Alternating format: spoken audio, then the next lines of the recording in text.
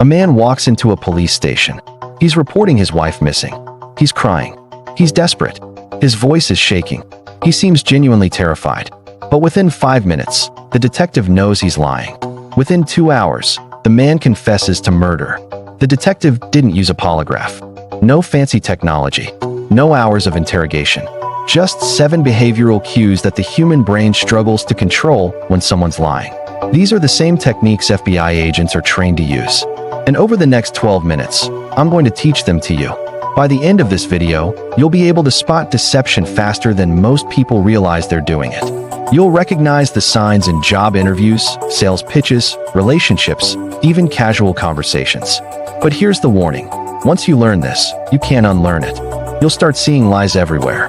And sometimes, that knowledge is uncomfortable. If you're ready, let's break down exactly how FBI agents spot liars in seconds. Before we dive in, if learning how psychological analysis and behavioral tactics work interests you, subscribe to The Dark Mind.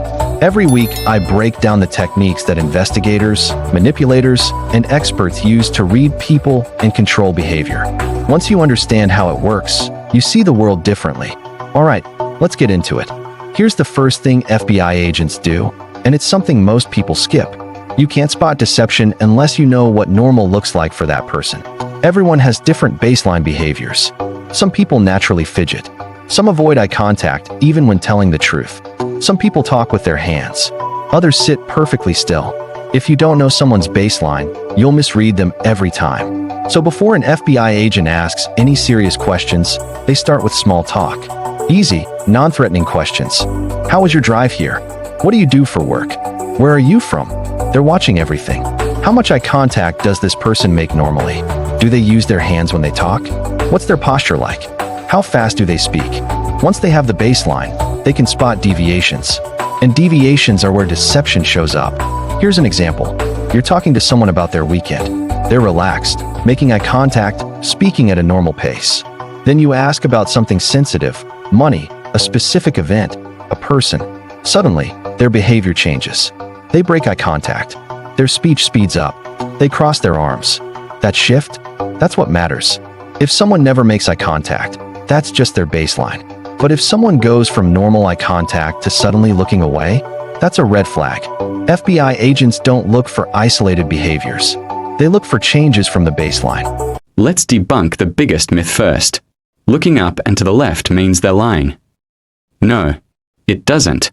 That's pseudoscience that's been thoroughly debunked. Eye direction alone tells you almost nothing about deception. But eye behavior, that tells you everything. Here's what FBI agents actually look for: prolonged eye contact. You'd think liars avoid eye contact, right? Sometimes. But sophisticated liars do the opposite. They know people think liars look away, so they overcompensate. They hold eye contact too long. It feels unnatural, intense, almost aggressive. If someone is staring you down while answering a question, they might be trying too hard to appear honest. Rapid blinking. When people lie, their stress levels spike. One involuntary response? Increased blink rate. If someone normally blinks 15 times a minute, and suddenly they're blinking 40 times a minute, their brain is under stress. Eye blocking. This is subtle. When people hear or say something they don't like, they instinctively close their eyes for longer than a normal blink. It's a psychological attempt to block out the uncomfortable reality. Watch for it. If you ask someone a direct question and they close their eyes for a full second before answering, they're likely uncomfortable with the question or the answer they're about to give. Pupil dilation. This one's hard to catch without training, but it's real. When people lie, their pupils often dilate due to increased cognitive load. Lying requires more mental effort than telling the truth. Your brain has to construct a false narrative, keep track of what you've said, and suppress the truth simultaneously. That effort shows up in the eyes. Liars don't just behave differently. They speak differently. FBI agents are trained to listen for specific verbal patterns that indicate deception. Micropauses before answering. When you ask someone a truthful question, they answer immediately. Their brain retrieves the memory and responds. But when someone's lying, there's a slight delay. Maybe half a second. Maybe a full second. It's the time their brain needs to construct a false answer. Where were you last night? Truth. I was at home watching TV. Immediate. Lie. Pause. I was at home watching TV. Delayed. That pause is cognitive load. The brain working harder than it should.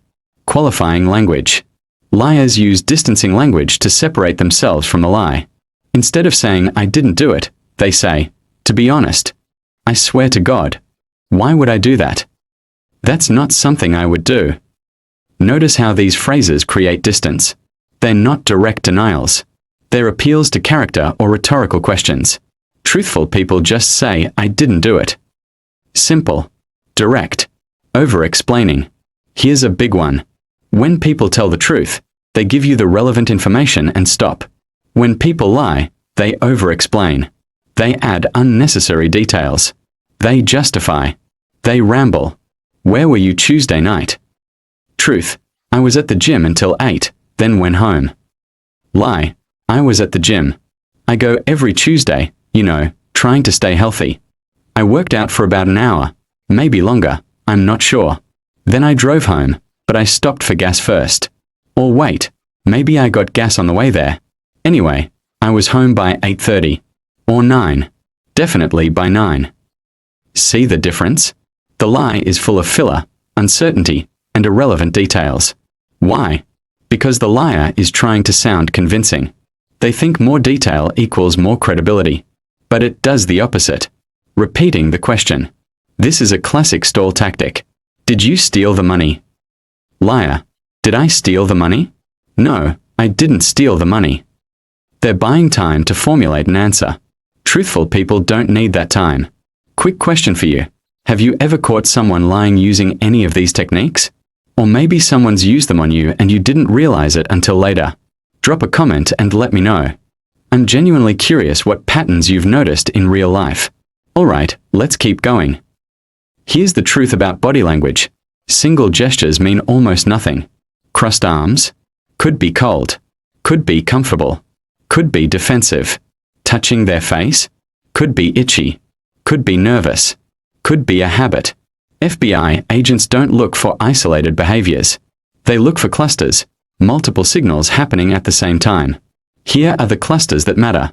Self-soothing behaviors under stress. When people lie, they experience psychological discomfort. Their body tries to self-soothe. Watch for rubbing the neck, touching the face repeatedly, playing with hair or jewelry, adjusting clothing one touch. Nothing. But if someone suddenly starts rubbing their neck, touching their face, and adjusting their collar all while answering a question, that's stress. Barrier creation. When people feel threatened or deceptive, they instinctively create physical barriers between themselves and the questioner. They might cross their arms, place an object, phone, bag, cup, between you and them, lean back or turn their body away again. Context matters. But if someone goes from open posture to suddenly creating barriers when you ask a specific question, they are uncomfortable. Grooming gestures. This one's subtle. When people lie, they often engage in grooming behaviors, smoothing their hair, straightening their clothes, brushing off invisible lint. Why? It's a subconscious attempt to clean up the lie, to present themselves as put together and trustworthy. Foot behavior. Most people don't think about their feet when they lie. That's why feet are one of the most honest parts of the body. If someone's feet are pointed toward the exit, they want to leave. If their feet are tapping or bouncing, they're anxious. Feet don't lie. The voice is incredibly hard to control under stress. When someone lies, their vocal cords tighten. Blood flow changes. The autonomic nervous system kicks in. Here's what FBI agents listen for. Higher pitch. Stress makes your voice go up. It's involuntary. If someone's voice suddenly gets higher or more strained when answering a question, their stress level just spiked. Faster speech. Liars often talk faster. Why? They want to get through the lie quickly. They're uncomfortable, and speed feels like escape. Clearing the throat. When you're anxious, your throat dries out. Liars frequently clear their throat or cough before or during a lie. Volume changes. Sometimes liars get quieter, almost like they don't want to hear their own lie. Other times, they get louder, overcompensating, trying to sound confident. Watch for deviations from baseline. If someone's normally soft-spoken and suddenly raises their voice defensively, that's significant. This is advanced, but it's devastatingly effective. Emotions and words should match in timing. If someone says, "I'm so sad my dog died," but they smile first and then force a sad expression, that's incongruence. Real emotions happen instantaneously. Fake emotions have a delay. Here's how this works in deception. Someone says, "I would never hurt her." Their face is neutral. Then, a second later, they look sad or angry. Real emotion? It happens with the words or even before them. Fake emotion? It lags behind. FBI agents watch for this lag. It's one of the hardest things for liars to fake because emotions are controlled by a different part of the brain than speech. You can rehearse your words. You can't rehearse the timing of your facial expressions. Here's the most powerful technique of all. Lying is hard. It requires significant mental effort. You have to construct a false story, keep it consistent, remember what you've said, suppress the truth, monitor the other person's reactions. That's a lot of cognitive load. So FBI agents increase the load to see if the story collapses. Ask them to tell the story backwards.